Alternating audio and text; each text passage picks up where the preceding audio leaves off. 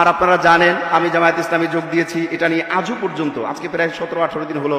গত মাসের 27 তারিখে মুফতি নুরুজ্জামান নোমানী ভাই আমাকে ফোন করলেন। আমি একটু অসুস্থ ছিলাম, যে কোথায় আসছেন, বাসায় আসেন, পল্টনে আসেন, কাজ আছে। এরপরে হুট করে চলে গেলাম জামাতের অফিসে। তারপরে আমি অপ্রস্তুত ছিলাম, আগে আলোচনা ছিল, প্রায় 1 বছর যাবৎ ভাইয়ের সাথে আমার কথাবার্তা হচ্ছে, 3 মাস যাবৎ অনেক লম্বা কথাবার্তা। বাদ বাকি ওই দিন যে আমি যোগ দিচ্ছি সেটা আমার প্রিপারেশন ছিল না। তো আপনারা দেখছেন যে সোশ্যাল মিডিয়াতে কি পরিমাণ আমাকে মানে বাতিল বানায় দিচ্ছে, সাহাবা বিদ্বেষী বানায় দিচ্ছে, গালিগুলোজ করতেছে, অনেক কিছু করতেছে। আমি সবটার জবাব দিতে পারি, আলহামদুলিল্লাহ সুম্মা আলহামদুলিল্লাহ, সবটার জবাব, প্রত্যেকটা জবাব আমার কাছে আছে। এখন আর পেট বাঁচানোর সময় নাই। এই জমিন আমার, কথা বলতে হবে আমাকে, অধিকার আদায় করে নিতে হবে আমাকে। আমরা মসজিদে থাকবো, আমরা মাদ্রাসায় থাকবো, আমরা ইউনিভার্সিটিতে থাকবো, আমরা সংসদে থাকবো, আমরা এভরি কর্নারে, সব জায়গায় আমরা থাকবো। আমাদেরকে মাইনাস করে রাষ্ট্র চালানোর স্বপ্ন যদি কেউ দেখে, তাহলে তাদের সাথে আমাদের বোঝাপড়া হবে ময়দানে। ত্যাগের পরে যে ফল পাওয়া যায়, এ কথা নতুন করে বলার কিছু নেই। বাংলাদেশ সৃষ্টির পর থেকে এ পর্যন্ত আমি যদি দাবি করি, তাহলে আমার মনে হয় খুব বেশি দাবি করা হবে না যে আমরা ছিলাম সংখ্যাগুরু, অথচ আমরা অধিকারের দিক থেকে ছিলাম সংখ্যালঘু। এবং এভাবে আমাদেরকে নির্যাতন করা হয়েছে বিগত 54 বছর। আমরা এটাকে খুব গুরুত্বের সাথে দেখিও নাই। চাচা আপনা যান বাঁচা, এমন একটা নীতিতে আমরা অনেকেই চলছি, এখনো চলছি। এই জিনিসগুলো কোনোভাবেই কাম্য নয়। কেন কাম্য নয়? আপনি একটা জিনিস যদি খেয়াল করেন, তাহলে আপনি পরিষ্কার করে দেখতে পাবেন যে ঢাকা ইউনিভার্সিটিতে আজকে আমাদের যে ভাইয়েরা সেখানে তাদের অবস্থান তৈরি করে নিয়েছে, এটা কিন্তু আমি মনে করি হাযা মিন ফাদলি রব্বি, আল্লাহর পক্ষ থেকে নিতান্তই দান। এবং এটা এমনি এমনি হয় নাই, এটা লম্বা সময় ত্যাগের ফসল। আজকে আমি যদি দাবি করি যে ঢাকা ইউনিভার্সিটিতে আজকে যারা সম্মানিত হয়েছেন, এই ভাইগুলো পদ পেয়ে, দায়িত্ব পেয়ে তারা নিজেরা সম্মানিত হয়েছেন, এটা অফকোর্স অবশ্যই সত্য। সাথে সাথে আমি এটাও দাবি করব যে ঢাকা ইউনিভার্সিটি এইরকম মেধাবী, যোগ্য, দিনদার মানুষ পেয়ে ঢাকা ইউনিভার্সিটিও সফল হয়েছে আজকের দিনে। আপনারা কি বলেন? আমি ইতিহাস থেকে যদি দাবি করি, তাহলে বলবো, অনেকেই বলবেন যে আপনি তো জামাতে নতুন যোগ দিয়েছেন, তাই মনে হয় একটু বেশি বলেন। না, আমার পরিচিতি আজকে না, আলহামদুলিল্লাহ মাঠে ময়দানে কাজ করে আমার পরিচিতি আগে থেকেই আছে। এবং আমি এমনই কথা বলি, এবং কেউ পারলে আমার কথাকে চ্যালেঞ্জ করবে, সেটা আমার সবসময় বলা আছে। দেখুন ইতিহাস কি বলে। অনেকেই হয়তো বলবেন যে ভাই আপনি যে দাবি করলেন ঢাকা ইউনিভার্সিটিতে যে শিবিরের ছেলেরা জয়লাভ করেছে, তো ঢাকা ইউনিভার্সিটি তাদেরকে পেয়ে ভাগ্যবান বা সফল হয়েছে, এটা কিভাবে? তাহলে আগে কি মেধাবীরা আসে নাই? হ্যাঁ, আগেও মেধাবীরা এসেছিল। তারা শুধুই মেধাবী ছিল, তাদের সাথে দিন কায়েমের কোনো ওয়াদা ছিল না, দিন কায়েমের কোনো চেষ্টা ছিল না, কোনো চিন্তা চেতনা পর্যন্ত ছিল না। কি বলেন, ঠিক কিনা? হ্যাঁ, আপনি বলতে পারেন তারাও তো ধর্মকর্ম করেছে, অবশ্যই ধর্মকর্ম করেছে, তারা পার্সোনালি ধর্মকর্ম করেছে। তারা দিন কায়েমের কোনো চিন্তা ঢাকা ইউনিভার্সিটি সহ বাংলাদেশের কলিজা ঢাকা ইউনিভার্সিটি, এখান থেকে কোনো পরিকল্পনা তারা করে নাই।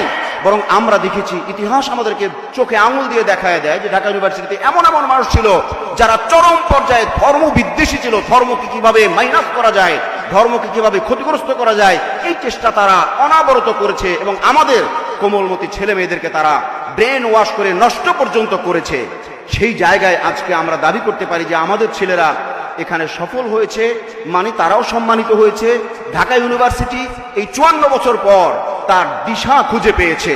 আজকে আপনি হয়তো বলবেন, ভাই এটা তো ঢাকা আলিয়া না, এটা তো লালবাগ মাদ্রাসা না, এটা তো কওমি মাদ্রাসা, এটা তো মাদ্রাসাই না, এটা তো একটা ইউনিভার্সিটি, এখানে তো জেনারেল শিক্ষা হবে, এখানে দিন কায়েমের কথা কেন আসবে?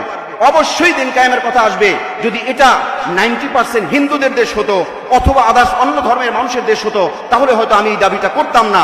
95%, 92% আপনি মুসলমানের দাবি করবেন, এরপর আপনি যুক্তি দেখাবেন যেখানে ইসলাম মুসলমান, এটা চলবে না, তাহলে বুঝতে হবে আপনি ইসলাম বিদ্বেষী ছাড়া আর কিছুই নয়।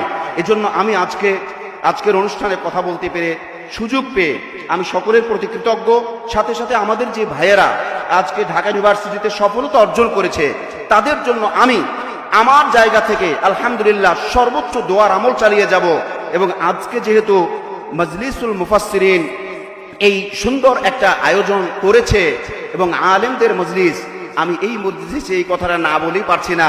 সকলের কাছে আমরা বলবো, আমি দাবি করব দিল নিংড়ানো, যে রাসূল সাল্লাল্লাহু আলাইহি ওয়াসাল্লাম বলেছেন, আদ-দুআউ মুখুল ইবাদা, দোয়া হলো ইবাদতের মগজ।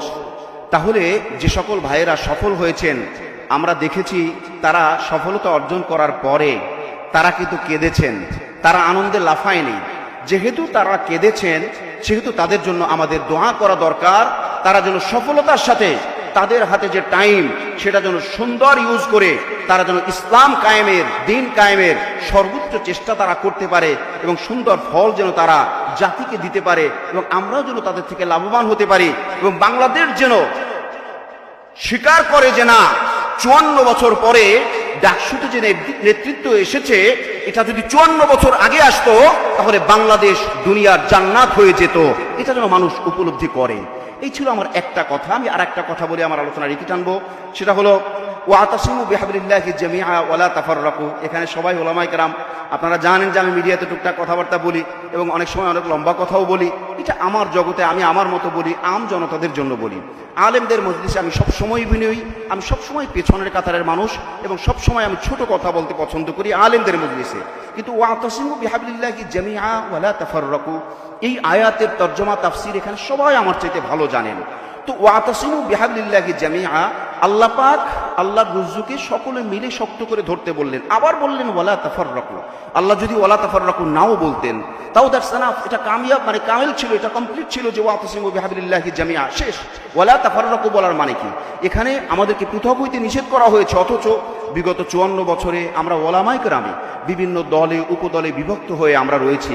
আল্লাহ যদি জিজ্ঞাসা করেন যে তোমরা আলেমরা তো অন্তত এক হইতে পারতা, তো আমি তো জবাব দিতে পারবো বলে আমি মনে করি না। আপনারা জবাব দিতে পারবেন কিনা সেটা আপনাদের ব্যাপার। সেই হিসেবে আমি মনে করি আজকে আমরা বাংলাদেশে 54 বছর যাবৎ সংখ্যালঘু হয়েছিলাম, আজকে আমরা সংখ্যালঘু হয়ে থাকতে চাই না। আলেমদের পক্ষ থেকে আমাদের যে দায়িত্ব, সেই দায়িত্বগুলো আমাদেরকে করতেই হবে। ইন্নাল উলামা ওয়ারাসাতুল আম্বিয়া, এই কথা আপনারা সবাই জানেন। আগের বক্তারা, ওলামা হযরতরা অনেক লম্বা লম্বা কথা বলেছেন, গুরুত্বপূর্ণ কথা বলেছেন। ওই কথাগুলোর পরে আর কোনো কথার প্রয়োজন আছে বলে আমি মনে করি না। তবে আমি দাবি করব, এখন আর লুকোচুরির সময় নাই, এখন আর পেট বাঁচানোর সময় নাই। এই জমিন আমার, কথা বলতে হবে আমাকে, অধিকার আদায় করে নিতে হবে আমাকে।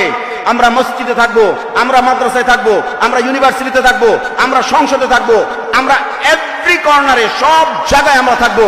আমাদেরকে মাইনাস করে রাষ্ট্র চালানোর স্বপ্ন যদি কেউ দেখে, তাহলে তাদের সাথে আমাদের বোঝাপড়া হবে ময়দানে। কি বলেন, ঠিক কিনা? এজন্য আমরা দল মত নির্বিশেষে সবাই ইনশাআল্লাহ কাঁধে কাঁধ মিলিয়ে চলবো। আর আপনারা জানেন আমি জামায়াত ইসলামী যোগ দিয়েছি, এটা নিয়ে আজও পর্যন্ত, আজকে প্রায় 17-18 দিন হলো, গত মাসের 27 তারিখে মুফতি নুরুজ্জামান নোমানী ভাই আমাকে ফোন করলেন। আমি একটু অসুস্থ ছিলাম, যে কোথায় আসছেন, বাসায় আসেন, পল্টনে আসেন, কাজ আছে।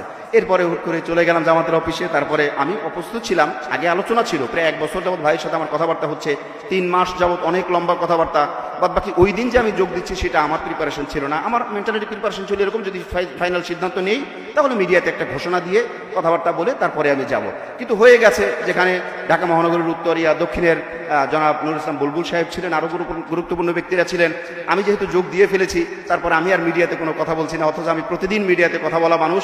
তো আপনারা দেখছেন যে সোশ্যাল মিডিয়াতে কি পরিমাণ আমাকে মানে বাতিল বানায় দিচ্ছে, সাহাবা বিদ্বেষী বানায় দিচ্ছে, গালিগুলোজ করতেছে, অনেক কিছু করতেছে। আমি সবটার জবাব দিতে পারি, আলহামদুলিল্লাহ সুম্মা আলহামদুলিল্লাহ, সবটার জবাব, প্রত্যেকটা জবাব আমার কাছে আছে, কিন্তু আমি কোনো জবাব দিচ্ছি না।